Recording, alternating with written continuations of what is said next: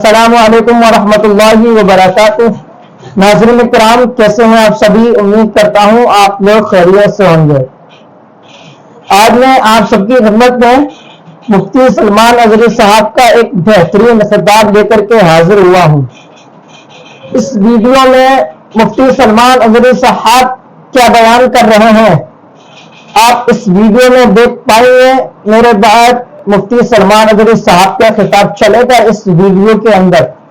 اگلے 10 سالوں میں دوستو ہمارے ساتھ کیا ہونے والا ہے؟ ہم چین کی نیند سو رہے ہیں، ہمیں کیا پتا؟ کوئی پتا ہے کیا ہمارے ساتھ کیا ہوگا اگلے 10 سالوں میں؟ نہیں پتا دوستو۔ ویڈیو لمبی ضرور ہے پر بہت کام کی ویڈیو ہے۔ آپ لوگ اس ویڈیو میں پہلے مفتی سلمان اظہری صاحب کا یہ خطاب سماعت فرمائیں۔ دوستو آپ لوگ مفتی سلمان اظہری صاحب کے حق میں دعا کریں کہ اللہ رب العزت مفتی سلمان اظہری صاحب کی جلد سے جلد رہائی عطا فرمائیں۔ اور دوستو میری بول آپ کو کیسے لگتی ہے؟ میں باتیں کرتا ہوں آپ سے، میں آپ کو بتاتا ہوں، مفتی سلمان اظہری صاحب کا بیان لے کر کے آتا ہوں۔ آپ لوگوں کو کیسا لگتا ہے؟ آپ لوگ کمنٹ کے ذریعے میری اصلاح فرمائیں اگر میں غلط بولتا ہوں تو۔ آپ لوگ پہلے مفتی سلمان اظہری صاحب کا یہ خطاب سماعت فرمائیں۔ اللہ عز و جل قرآن پاک میں ارشاد فرماتا ہے، لوگوں کے حساب کا وقت قریب آ گیا لیکن لوگ غفلت میں ہیں۔ یہ 17ویں پارے کی شروع کی آیت ہے۔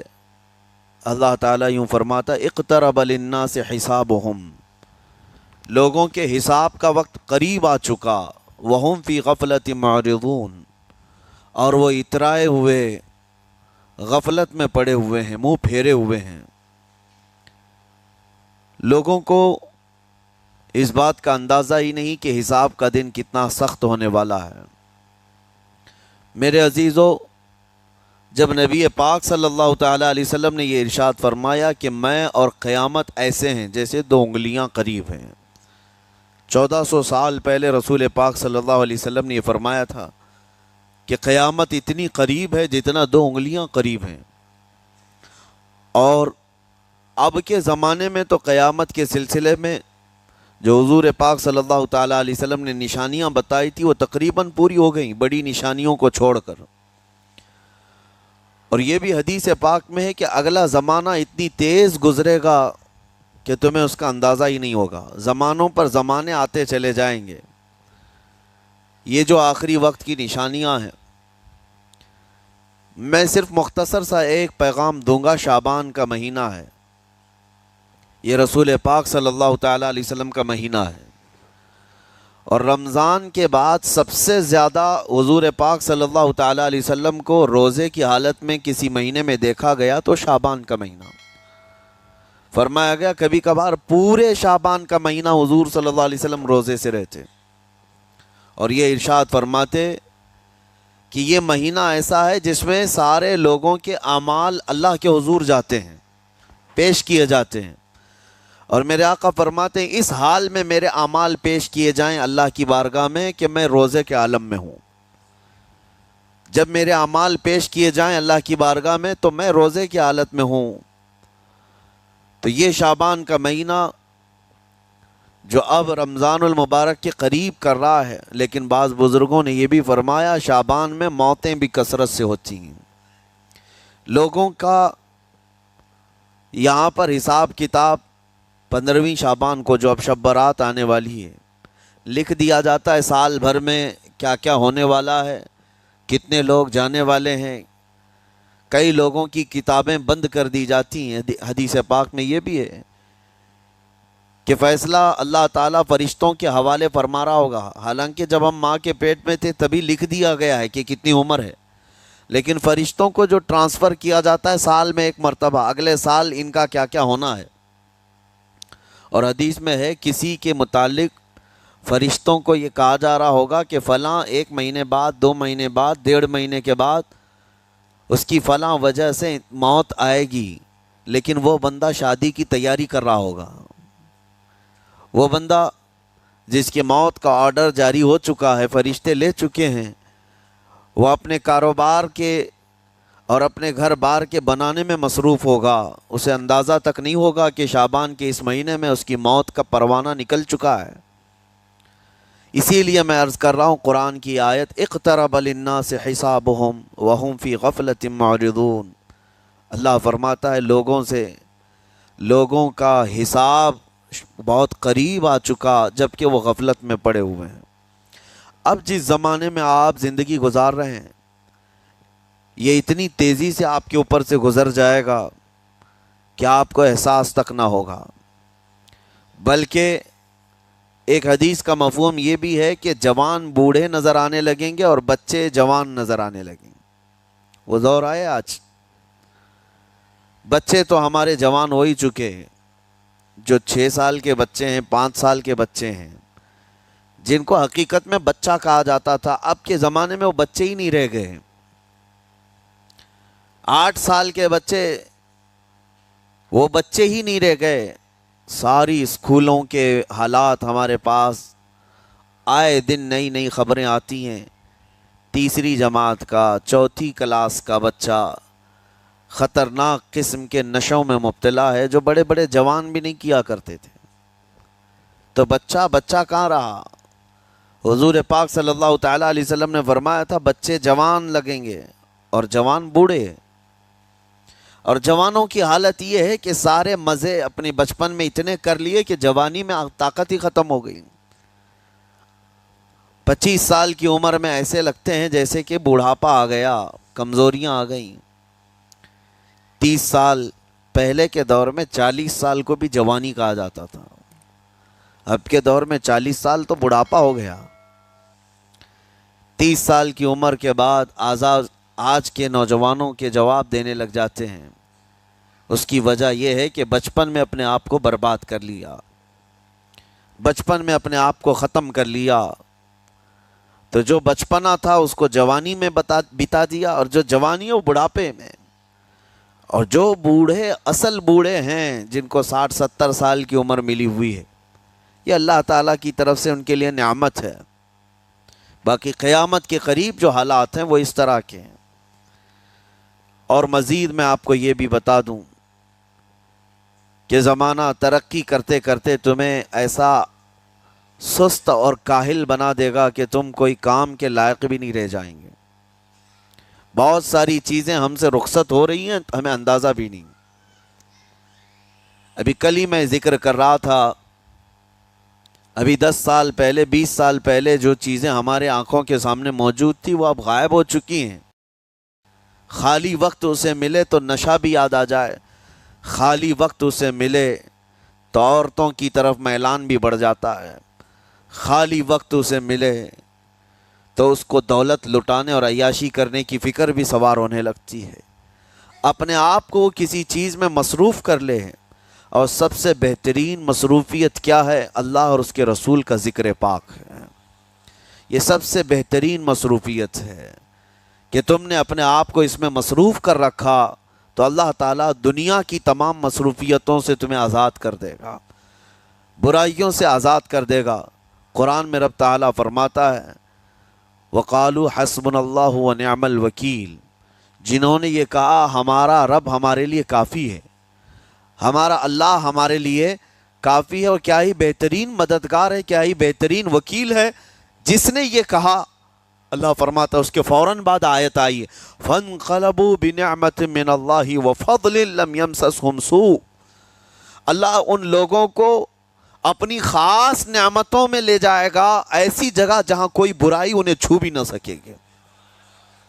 جنہوں نے اللہ کی بارگاہ میں یہ کہا حسبنا اللہ ونعم الوکیل، آگے بھی ہے دوسری آیت ہے نعم المولا ونعم النصیر، جس نے یہ کہا اللہ فرماتا ہے ان بندوں کو اللہ اپنی خاص نعمتوں میں لے جائے گا اور فضل میں لے جائے گا، ایسی جگہ لم یمسسہم سوء، جہاں انہیں کوئی برائی چھو بھی نہ سکے گی، کوئی برائی نہ آ سکے گی۔ اسی لیے کثرت سے اپنے آپ کو مصروف رکھو۔ یہ جو محافل ہماری ہو رہی ہیں اللہ کرے کہ ہمیشہ قائم رہیں۔ ہم ہفتے میں 1 مرتبہ ذکر کی مجلس میں آتے ہیں اپنے دل کو اللہ تعالیٰ کی یاد سے معمور کرنے کے لیے۔ ویسے کھانا تو دن میں 3 مرتبہ اور کوئی تو 5 مرتبہ کھاتے ہیں۔ اپنے جسم کا بھرپور خیال رکھا جاتا ہے، ہماری روح کے خیال کے لیے ان مجلسوں میں آنا ضروری ہے۔ یہ مجلسوں کی پابندیاں، اور اگر آپ اس کو ہی یہ سمجھ کر نہ چلیں کہ ہم نے ایک بار ہفتے میں ذکر کر لیا تو اب کافی ہے. ہماری گاڑی بھی جو ہے پیٹرول بار بار مانگتی ہے. اس کو جس طرح سے چلاتے ہیں اس طرح سے اس کی خواہش بھی ہے. روزانہ گاڑی کو اگر کہیں کھڑی کر رکھیں تو زیادہ پیٹرول نہیں لگے گا، لیکن چلتی رہے تو بار بار پیٹرول کی ضرورت ہے. ہم میں سے ابھی کوئی ایسا نہیں ہے جو بستر پر پڑا ہوا ہے. ہر کوئی چل رہا ہے، پھر رہا ہے، دنیا میں مصروف ہے. تم اپنے کھانے پانے بھی کر رہے ہو، لوگوں سے ملاقات بھی کر رہے ہو، اس کا مطلب ہے تمہاری گاڑی چل رہی ہے اور اس کو پیٹرول بار بار چاہیے. اور یہی جو ایندھن ہے، یہ پیٹرول ہے، اس کا کام یہ اللہ تعالیٰ کا ذکر کرتا ہے. تمہارے جسم کو بیلنس رکھنے کے لیے، تمہاری فکروں کو بیلنس رکھنے کے لیے، تمہارے دماغ کو صحیح سلامت ایک نہج پر رکھنے کے لیے یہ ذکر کی محافل قوت دیتی ہیں. اگر اس ہفتے میں آپ نے ذکر کیا نہیں ہوا تو آپ اپنے ہی گھر پر سونے سے قبل بستر پر بیٹھ کر کیوں اللہ کا ذکر نہیں کر لیتے؟ 5 منٹ 10 منٹ اس مولا کو پکار کر کے سونے میں کیا حرج ہے؟ لوگ موبائل دیکھتے، گانے سنتے، فلمیں دیکھتے ہوئے سو جاتے ہیں، لیکن اللہ رب العزت کو یاد کر کے سونے والا، میرے عزیزو، قرآن میں مولا فرماتا ہے فَاذْكُرُونِي اذکرکم. اس کا وعدہ ہے تم مجھے یاد کرو میں تمہیں یاد کروں گا. اور اس کی تفسیر میں اللہ تعالیٰ کے اس قول میں، اس فرمان کی تفسیر میں بزرگوں نے فرمایا اللہ کیسے یاد کرتا ہے بندے کو؟ اللہ بندے کو کیسے یاد کرتا ہے؟ جب تم اس کی یاد میں مصروف رہے، اپنے آپ کو بزی کر رکھا، اللہ تمہیں کیسی جگہ یاد کرتا ہے؟ فرماتے ہیں مفسرین کہ بندہ تو لوگوں میں اللہ کو یاد کیا، اور اللہ بندے کو فرشتوں میں یاد کرتا ہے. فرشتوں کے درمیان تمہارا ذکر ہونے لگتا ہے کہ فلاں کا بیٹا فلاں آج میرا ذکر کر رہا تھا. آج محفل ذکر سے جتنے نکلیں گے اللہ کریم ہمارا ذکر فرشتوں میں ضرور فرمائے گا. فرشتوں میں ضرور ذکر ہوگا کہ فلاں بندہ آج ذکر میں مشغول تھا. اور پھر یہ بھی فرمایا بزرگوں نے، مفسرین نے، کہ اللہ تعالیٰ وہاں یاد کرتا ہے جہاں فرشتے ہوں، فرشتوں کی محفل میں تمہارا ذکر. اور اس کے علاوہ یہ بھی فرمایا گیا کہ تم دنیا میں زندگی میں اسے یاد کرتے تھے اور وہ تمہیں مرنے کے بعد قبر میں یاد کرے گا. جب دنیا تمہیں چھوڑ دیتی ہے تب اللہ تعالیٰ تمہیں یاد فرماتا ہے.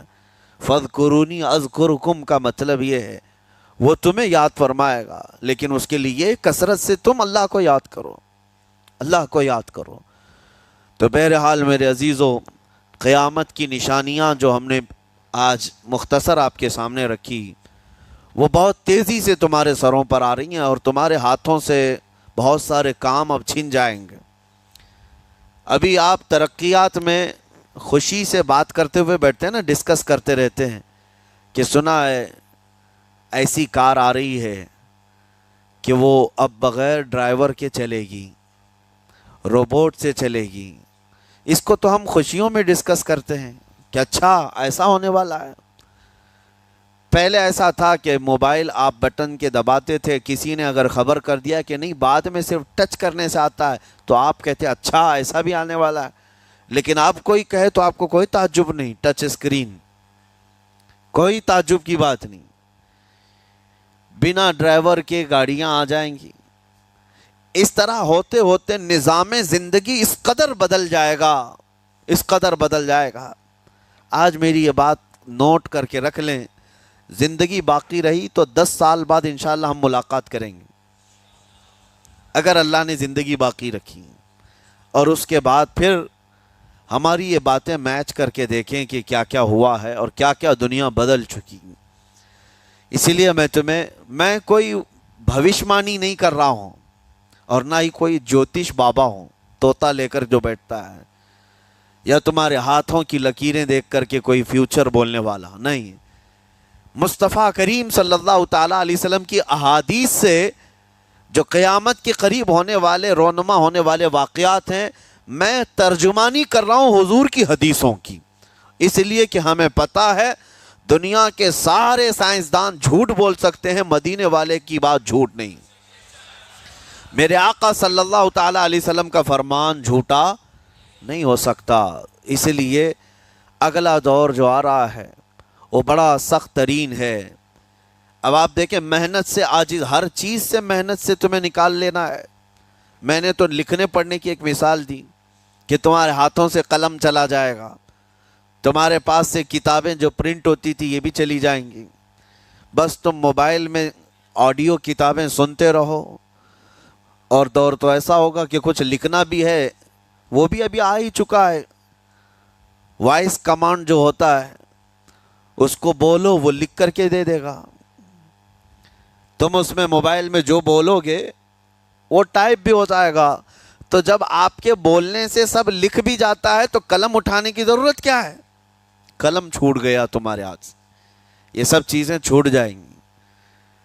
آگے اب دور کے متعلق پیشین گوئیاں بعض سائنسدانوں نے یہ بھی کی ہیں کہ بچے پیدا کرنے کے لیے شادی ہونا بھی ضروری نہیں.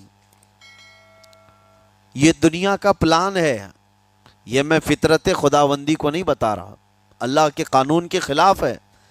لیکن دنیا یہ بھی چاہتی ہے کہ شادی کی بھی ضرورت نہیں، بچے ہم لیب میں پیدا کریں گے. لیبارٹری کے اندر ماں کی جیسے رحم دانی ہوتی ہے، بچہ دانی، آرٹیفیشیل اس کو تیار کر کے اس کے اندر کسی مرد کے نطفے کو رکھ کر اس کو وہیں پروان دیا جائے گا. نہ کسی یہ شادی کی ضرورت ہے، نہ کوئی عقد، نہ کوئی ایگریمنٹ، کچھ نہیں. جس کو بچہ چاہیے وہ لیب سے خرید لے. ہر طرح کی چیزوں سے تمہیں عاری کر دیا جائے. ابھی تو بہت سارے لوگ سوال بھی کرتے ہیں ہم سے ٹیسٹ ٹیوب بیبی کے متعلق. جس کو بچے نہیں ہو رہے ہیں کیا وہ اس طرح سے ٹیسٹ ٹیوب بیبی سے، جو آج ایک طریقہ کار ہے، بچے پیدا کر سکتے ہیں یا نہیں؟ اس کے کئی طریقے ہیں سائنس میں کہ اسی مرد کا نطفہ اسی کی عورت میں رکھ کر کے اس کو پروان دیا جائے، اور بعض دوسرے طریقے کہ کسی دوسرے کا لا کر اس کی عورت میں رکھ دیا جائے. یہ تو سراسر حرام ہے، زنا ہے. لیکن ائمہ اکرام، فقہاء اکرام نے حلال رشتے کے اندر ہی مرد اور عورت جو شادی شدہ ہیں ان کو بھی اس طریقے سے بچہ حاصل کرنے کی اجازت نہیں تھی. وہ ناجائز ہے، ناجائز ہے. بچے دینا یہ اللہ کی شان ہے. حضرت ابو ہریرہ رضی اللہ تعالیٰ عنہ حضور صلی اللہ علیہ وسلم کی بارگاہ میں حاضر ہوئے، عرض کرتے ہیں عرب والے لوگ عزل کرتے ہیں یا رسول اللہ، یعنی بچے نہ ہونا نہیں چاہیے کسی کو، تو پریکاشن لیتے تھے وہ لوگ. اس کا طریقہ کار ان کا الگ تھا عربوں کا. وہ انزال نہیں کرتے، اس سے پہلے جدا ہوتے. حضرت ابو ہریرہ رضی اللہ تعالیٰ عنہ نے حضور کی بارگاہ میں پوچھا کہ ایسا کیا کرنا کیسا ہے؟ نبی پاک صلی اللہ تعالیٰ علیہ وسلم نے ارشاد فرمایا اگر رب تبارک و تعالیٰ چاہے تو بھی بچے عطا کرے گا. کوئی عزل کر لے الگ ہو جائے، اگر مولا کو دینا ہو تو اس حال میں بھی اللہ تعالیٰ بچے عطا کرے گا. جو مولا بغیر باپ کے عیسیٰ پیدا فرماتا ہو. تو بہرحال میں بات الگ نہ چلی جائے اس لیے عرض کر رہا ہوں کہ اگلے دور میں سارے کام کاج تمہارے ہاتھوں سے نکل جائیں گے، عاری کر دیا جائے گا اور تمہیں سست اور کاہل بنا دیا جائے گا. اور جب بندے کے پاس کوئی کام ہی باقی نہ رہے تو اس کا دماغ شیطانی بن جائے گا، اور شیطان اس کو ہانکتا رہے گا صبح سے شام تک، شام سے صبح تک. اور میں آپ کو بتا دوں دنیا یہ چاہتی ہے کہ رات کو دن بنا دے، یعنی کوئی رات کا تصور ہی نہ رہے، نہ اندھیرا ہے نہ ہی کوئی اس طرح کی تاریکی، بلکہ پورا ٹوٹل 24 آورز ایسا ہی اجالا دکھنا چاہیے. تمہاری نیندیں ختم ہوں، کسی کے لیے بھی اندھیرا ہو گیا چلو سوئیں. یہ اللہ کے جتنے نظام ہیں اس سے یہ دنیا چھیڑ چھاڑ کرنے کی کوشش کر رہی. یہ جو خفیہ طاقتیں ہیں دنیا کو جو چلا رہی ہیں، وہ فری میسن ہوں اور سیکریٹ تنظیمیں جو آج دنیا میں کام کر رہی ہیں، وہ قانون خداوندی سے چھیڑ چھاڑ کرنا ان کی فطرت عادت ہے. ہر چیز جو اللہ تعالیٰ کی بنائی ہوئی، پہاڑوں کو اپنی جگہ سے ہٹا دینا۔ عرب میں آج پتہ ہے آپ کو، سعودی میں سب سے زیادہ پہاڑ کاٹے جا رہے ہیں۔ پہاڑ اتنے کاٹتے ہیں وہ لوگ، پورے کے پورے پہاڑوں کو انہوں نے زمین سے الگ کر دیا، اور وہاں پہاڑ کا وجود ہی نہیں۔ مکہ میں جا کر آپ دیکھ لیں، مدینے میں جا کر دیکھ لیں، 4 سال 5 سال کنٹینیو کئی مشینیں لگا کر کے پورے پہاڑ کو صاف کر دیا، پتھر کے پہاڑ۔ اصل میں یہ نظام قدرت ہے، پہاڑ یوں ہی نہیں بنائے اللہ نے زمین پر۔ والجبال اوتادا، یہ میخ بنا کر کے اس میں گاڑ دیے گئے تاکہ زمین ہلنے نہ پائے، زمین پانی پر ہے۔ اور جب پہاڑوں سے چھیڑ چھاڑ کیا جائے گا، زمینوں میں زلزلے آئیں گے، ادھر سے ادھر زمین ہل جائے گی۔ اور تو اور انہوں نے اپنی ٹیکنالوجی کو بڑھاتے بڑھاتے قانون خداوندی میں چھیڑ چھاڑ کے لیے کیا نہیں کیا، انہوں نے جعلی اور آرٹیفیشل ارتھ کویک لانے کی کوششیں کی، مصنوعی زلزلے، مصنوعی بارش ہوتی نہیں، لیکن پورے کلاؤڈ کو جمع کر کے، بادلوں کو جمع کر کے ایک جگہ، اور پھر اس کو کیمیکل کے ذریعے سے پانی برسا دیا جائے۔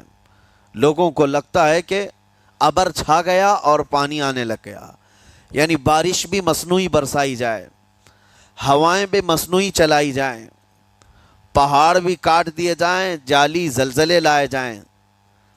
سونامی کو بھی لانے کی ترکیبیں ان لوگوں نے سوچی کہ زیر زمین جو لاوا ہوتا ہے اس کے اندر دھماکہ کر دیا جائے تاکہ پانی کی موجیں بے قابو ہو کر بہت زیادہ لہریں اٹھ جائیں اور دنیا میں تباہی مچائیں۔ بیماریاں اللہ کی طرف سے آتی ہیں، لیکن بیماریاں یہ لیب میں بنانے کی کوشش کرتے ہیں کہ وائرس بنائے جائیں اور لوگوں کے درمیان چھوڑ دیے جائیں، جس کو آج دنیا کی بڑی طاقتیں بایو ویپن کا کہتی ہیں، یعنی ہتھیار صرف گولہ بارود بندوق اور میزائل ہی نہیں ہے، ہتھیار یہ وائرس بھی ہیں، کیمیکل بھی ہے، دوائیوں کی شکل میں۔ یہ برسوں سے یہ تنظیمیں اس بات پر کام کر رہی ہیں، حتیٰ کہ یہ نظام قدرت کو، نظام خداوندی کو پورے اکثر بدلنے کے لیے انہوں نے مردوں کو عورت بنانا، عورتوں کو مرد بنانے کی بھی مہم چھیڑ رکھی ہے۔ ٹرانسجینڈر، ان سب کو خاص قانونی حق دیا جائے گا، اور مرضی سے آدمی اپنے جینڈر کو، اپنی جنس کو چینج کروا لے۔ یہ قانون خداوندی میں چھیڑ چھاڑ ہے نہیں، اور انسان کو جس کام کے لیے پیدا کیا گیا تھا اس کام سے اس کو عاری کر دیا جائے، کاہل بنا دیا جائے۔ اسی لیے دیکھیں، وہ رحمان مولا چاہے تو تمہیں گھر میں بٹھا کر خوب رزق دے، وہ غفار ہے جو چونٹیوں کو اپنے سوراخ میں رزق دیتا ہے، مچھلیوں کو پانی کے اندر رزق دیتا ہے، وہ اشرف المخلوقات کو کیوں نہیں کھلائے گا؟ لیکن اس کا حکم یہ ہے، اذا قضیت الصلاۃ فانتشروا فی الارض، جب نماز پڑھ لو تو زمین میں پھیل جاؤ اور اللہ کا رزق ڈھونڈو۔ یہ نہیں کہ گھر میں بیٹھ کر کے تم پکارتے رہو رزق آ جا، رزق آ جا، رزق آ جا، یہ نہیں ہے۔ تمہیں کیوں؟ تم کاہل اور سست نہ بنو، تمہیں فرمائے گا ہاتھ پیر چلاؤ۔ نبی پاک صلی اللہ تعالیٰ علیہ وسلم نے ارشاد فرمایا، دنیا کا سب سے بہترین رزق وہ ہے جو اپنے ہاتھوں کی کمائی، محنت سے۔ اور حضور فرماتے ہیں اللہ کے نبی داؤد علیہ السلام لوہے کا کام کرتے اور خود اپنے ہاتھوں سے لوہے کو تپا کر کے نقش بناتے، اور لوہے کی زرہ جو جنگوں میں پہنی جاتی یہ بنا کر کے بیچتے تھے، اور اس کی آمدنی سے حضرت داؤد علیہ السلام اپنا گھر چلاتے تھے۔ حضرت ادریس علیہ السلام کپڑے سلتے تھے، درزی کا کام کرتے اور اپنا گھر چلاتے۔ حضرت ابراہیم علیہ السلام گھر بنانے کا کام کرتے رہے۔ اسی لیے نبی پاک صلی اللہ تعالیٰ علیہ وسلم نے فرمایا اللہ کے سارے نبی اپنے ہاتھوں کی کمائی کھایا کرتے تھے، کوئی گھر بیٹھ کر کے نہیں۔ جو لوگوں کو آج یہ شوق ہے کہ بس کسی کو جائیداد میں کچھ پراپرٹی ملی تو کرائے پر چڑھا دو اور کرایہ کھاتے رہو، کیوں محنت کرنا ہے؟ کوئی کام کیوں کرنا ہے؟ میں یہ نہیں کہتا کہ کرایہ مت کھاؤ، کھاؤ کرایہ، لیکن اپنے جسم کو ایسا کاہل اور سست بناؤ گے تو یہ شیطان کی آماجگاہ بن جائے گا دماغ، اور اتنے گناہ کرنے لگ جاؤ گے کہ تمہارے کنٹرول میں نہیں رہے گا۔ تم اس کو جتنا خالی اور سست چھوڑو گے، یا آلریڈی جو سائنسدانوں نے چوہوں پر ایکسپیریمنٹ کر کے جو دیکھا، اکثر ایسا ہوتا ہے کہ چوہوں پر جو تجربہ کیا جاتا ہے انسان کے فطرت سے بہت زیادہ میل کھاتا ہے چوہوں کی طبیعت۔ اسی لیے آپریشن تھیٹر میں بھی سکھانے کے لیے چوہے اور مینڈک کا استعمال ہوتا ہے۔ دوائیاں بھی جو سب سے پہلے بنتی ہیں وہ چوہوں کو کھلا کر دیکھی جاتی ہیں۔ انسان کی طبیعت زیادہ اس سے میل کھاتی ہے، تو جو چوہوں کو ساری سہولیات دے دی گئی تھی تو وہ آپس میں شہوت میں مبتلا ہو گئے اور ایک دوسرے کا قتل کرنے لگے۔ یہی حال انسانوں کا بھی ہوگا، جب ان کو ساری سہولیات ایک جگہ مل جائیں گی تو یہ ایک دوسرے کا قتل شروع کر دیں گے، یہ کثرت سے گناہ کرنے لگیں گے اور ایک دوسرے کا قتل کریں گے۔ اسی لیے آپ کو میں جو بات کہہ رہا تھا وہ ادھوری رہ گئی۔ وہ رب تبارک و تعالی چاہے تو گھر بیٹھا کر تمہیں کھلائے، لیکن آپ مجھے یہ بتاؤ، یہ جو مسجد میں بلاتا ہے تمہیں رب تعالی 5 وقت، فجر میں، ظہر میں، عصر میں، مغرب میں، عشاء میں، اور ہر ایک میں تمہیں اپنی پیشانی زمین پر رکھنی ہے، ہاں ایک مخصوص طریقہ ہے۔ کیوں؟ اللہ کریم کیا تمہارے ان اعمال کا محتاج ہے؟ محتاج ہے رب تعالیٰ کہ تم جتنے سجدے کرو گے اس کا پاور بڑھے گا، اس کی طاقت بڑھے گی، تمہاری عبادتوں سے اس کے خزانے بڑھیں گے؟ کچھ نہیں ہونا ہے، وہ بے نیاز ہے، اللہ الصمد، وہ بے نیاز ہے۔ لیکن تمہیں یہ جو پریکٹس کرائی جاتی ہے وہ اسی لیے کہ تم سست اور کاہل نہ بنو۔ کسی گاڑی کو زیادہ دن گیریج میں رکھ دیا جائے، چاہے وہ نئی کیوں نہ ہو، زنگ لگ جاتا ہے اور اس کے بعد پھر اس کے اندر خرابیاں شروع ہو جاتی ہیں۔ انسان اپنے آپ کو اسی طرح کاہل رکھ دے، سست رکھ دے، تو پھر اس کے اندر بھی عجب عجب قسم کی بیماریاں، وہ گناہوں کی بیماریاں بھی شروع ہوتی ہیں اور جسمانی بیماریاں بھی شروع ہوتی ہیں۔ اسی لیے تمہیں 5 وقت یہ پریکٹس بھی کرائی جاتی ہے کہ نمازیں پڑھتے رہو، اپنے آپ کو بزی رکھو، تم بار بار پیشانی زمین پر جھکاؤ اور اٹھاؤ، جھکاؤ اٹھاؤ۔ یہ پریکٹس اسی لیے کرائی جاتی ہے کہ تمہارا جسم سست اور کاہل نہ رہے۔ اللہ کریم بندوں کی تمام مصالح اور ان تمام حاجتوں کو بہتر جانتا ہے کہ بندہ کس میں بہتر ترقی کر سکتا ہے۔ اسی لیے میرے عزیزو، اپنے آپ کو خالی مت چھوڑو، اپنے آپ کو خالی مت چھوڑو۔ اور وقت ہمارے پاس اتنا کم ہے کہ حساب دینے کے وقت ہمیں سب کو پتہ چل جائے گا قیامت کے دن۔ یہ بھی روایت میں ملتا ہے کہ بندہ یہ یاد کرے گا کہ میرے پاس اتنا وقت تھا، کاش میں کچھ نہ کرتا، تسبیح لے کر بیٹھا ہوتا، کاش میں کچھ نہ کرتا، دعائیں کر رہا ہوتا، تو اللہ تبارک و تعالیٰ اس کا بدلہ مجھے قیامت میں عطا کرتا۔ لیکن جنہوں نے اپنے اوقات کو یہاں پر خالی گنوا دیے، فضول میں برباد کیے، وہ بہت پچھتاوے میں ہوں گے، بہت پچھتاوے میں ہوں گے۔ جتنا وقت اپنے پاس باقی ہے اس کو مصروف کر دو، اس کو مصروف کر دو۔ اللہ کریم ہم سب کو گزرے ہوئے تمام برائیوں کے کفارہ ادا کرنے کی توفیق عطا فرمائے۔ رب تبارک و تعالی ہمیں سستی اور کاہلی سے محفوظ فرمائے۔ میں آپ کو اس لیے بھی ایکٹیو کر رہا ہوں کہ اپنے آپ کو اتنا پابند کر لو کہ رمضان آنے والا ہے اور اس میں عبادتیں زیادہ ہوں گی۔ کیوں؟ 20 رکعت کھڑے ہونے میں تمہارے جسم میں سستی اور کاہلی نہیں آنی چاہیے۔ ہاں ایک دن تراویح میں جوش میں آیا اور دوسرے دن افطاری کر کے خراٹے لینے لگ گیا، کھا کر کے پورا سو گیا، اور اس کے بعد پھر پتہ چلا سیدھے شب قدر میں آیا ہے۔ تو رمضان المبارک کو بھی جن لوگوں نے ایسا برباد کیا وہ پچھتاتے رہ جائیں گے۔ اور کچھ نہیں، رمضان ہر دن نہیں آنے والا ہے اور ہر مہینے نہیں آتا ہے، سال میں ایک مرتبہ رمضان اللہ کا مہمان ہے۔ اس کے آنے سے پہلے اس کی آنے کی تیاریاں بھی کر لو، اپنے جسم کو ابھی سے اتنی عادت ڈالو، بلکہ جسم کو نہ صحیح لیکن دماغ کو اتنا بنا لو کہ مجھے یہ کرنا ہی ہے، یہ رمضان آئے گا تو میں ختم قرآن ضرور کروں گا، یہ رمضان آئے گا تو تراویح کی ایک رکعت بھی میری مس نہیں ہوگی. یہ رمضان آئے گا تو پورا قرآن میں تراویح میں ضرور سنوں گا. یہ رمضان آئے گا پورے رمضان میں ہر دن میں نبی پاک صلی اللہ علیہ وسلم پر 100 بار درود ضرور پڑھوں گا. یہ عہد ہوتے ہیں، یہ رمضان کی تیاریوں کے طریقے ہوتے ہیں. قرآن پاک پورا ختم کریں گے انشاءاللہ.